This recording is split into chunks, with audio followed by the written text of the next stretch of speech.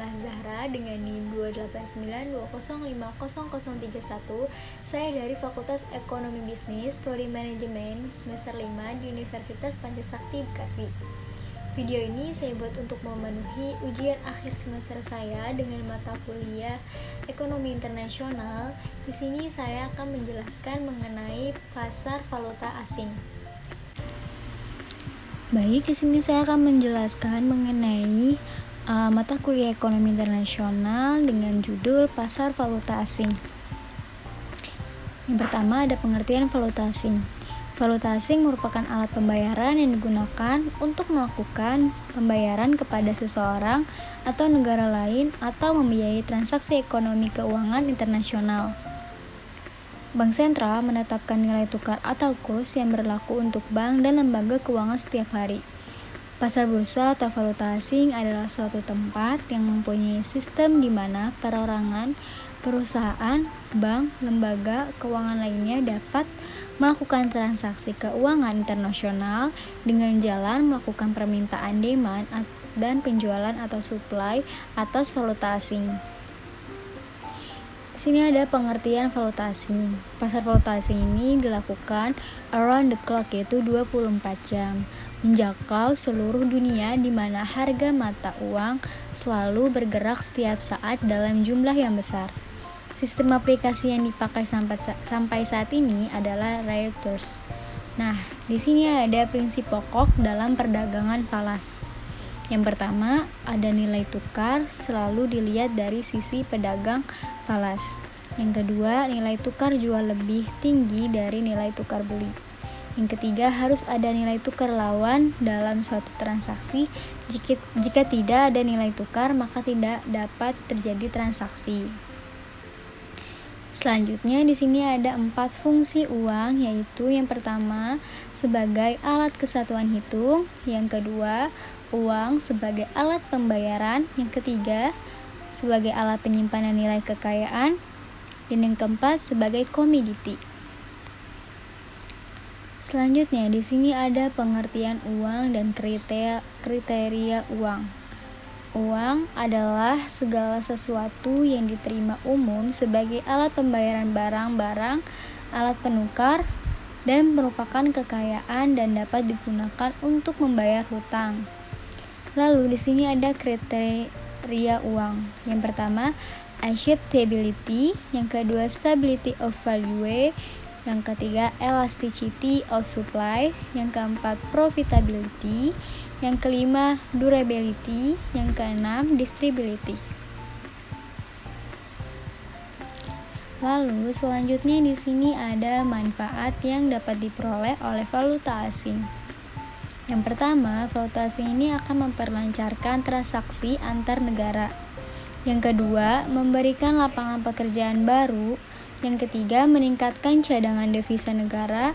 Dan yang keempat, memperlancar pembangunan nasional. Dan yang kelima, memungkinkan terjadinya clearing internasional. Lalu di sini ada karakteristik perdagangan valuta asing. Nah, pusat perdagangan utama valuta asing ini adalah di London, New York, Tokyo, dan Singapura. Namun, bank-bank seluruh dunia menjadi pesertanya.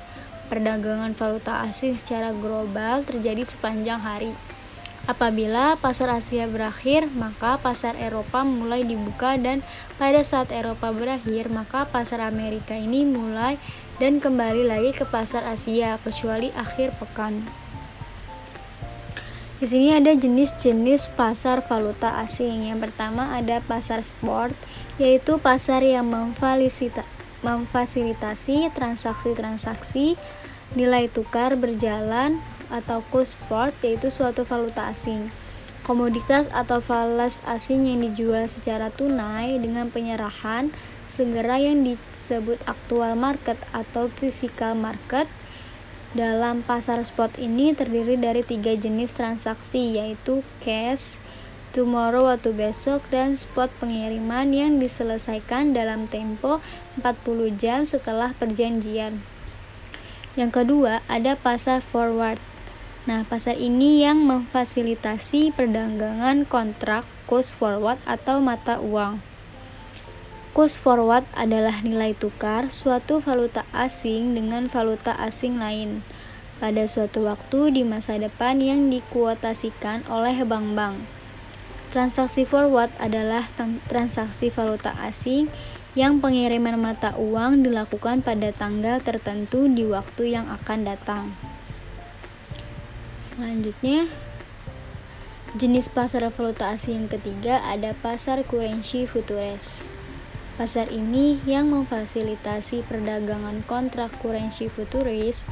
Suatu kontrak currency futures ini menetapkan suatu volume standar dari suatu valuta asing tertentu yang akan dipertukarkan pada tanggal penyelesaian atau settlement date, yaitu tertentu di waktu yang akan datang. Yang keempat ada pasar currency option. Pasar yang memfasilitasi perdagangan kontrak currency ini dapat diklasifikasikan sebagai call atau put.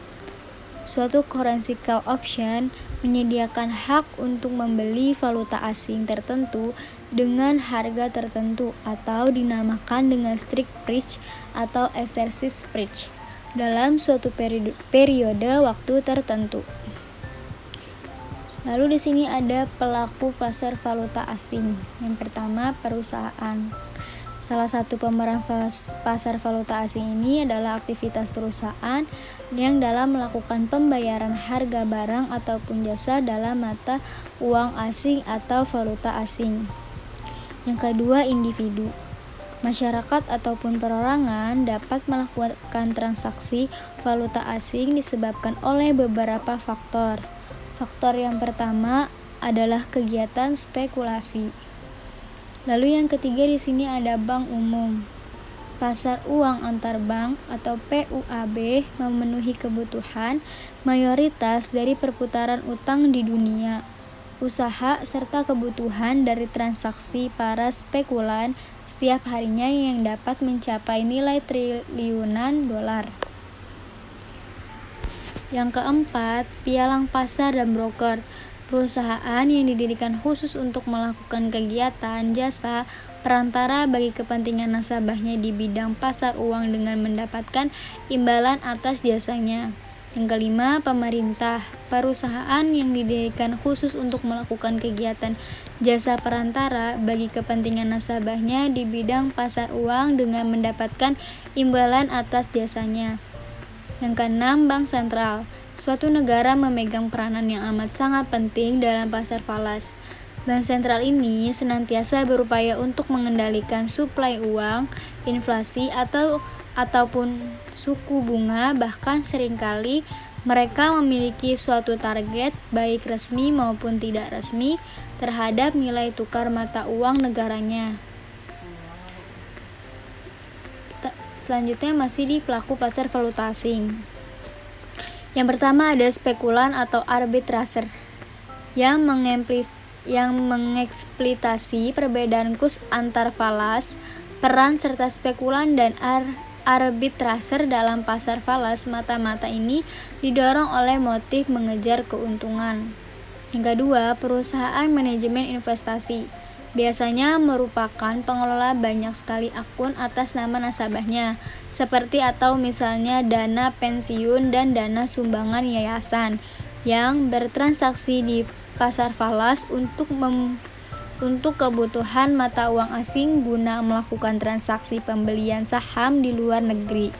Yang ketiga, dealer, yaitu berfungsi sebagai pihak yang membuat pasar bergairah di pasar uang. Umumnya, dealer mengkhususkan mata uang tertentu dan menetapkan tingkat persediaan tertentu pada mata uang tersebut. Yang keempat, hedge funds, yaitu sebuah perusahaan investasi yang menjalankan kegiatan usaha transaksi spekulatif untuk mendapat keuntungan. Lalu di sini ada keunggulan dan kelemahan pasar valuta asing. Untuk kelebihan transaksi investasi dalam pasar falas, yaitu ada transaksi ini berjalan 24 jam sehari selama 5 hari dalam seminggu. Lalu yang kedua likuiditas, yang ketiga modal dan biaya transaksi forex relatif lebih rendah, yang keempat keuntungan dari dua arah, dan yang kelima investor bisa tetap bertindak aktif. Dan di sini ada kelemahan atau risiko perdagangan valuta asing. Yang pertama risiko cross atau pertukaran. Risiko ini tumbuh sebagai akibat dari naik turunnya nilai tukar kurs falas. Lalu ada resiko negara asal, perubahan kurs, dan menimbulkan inflasi dan keadaan resesi. Baik, mungkin itu saja yang dapat saya sampaikan mengenai materi tersebut. Semoga bermanfaat. Wassalamualaikum warahmatullahi wabarakatuh.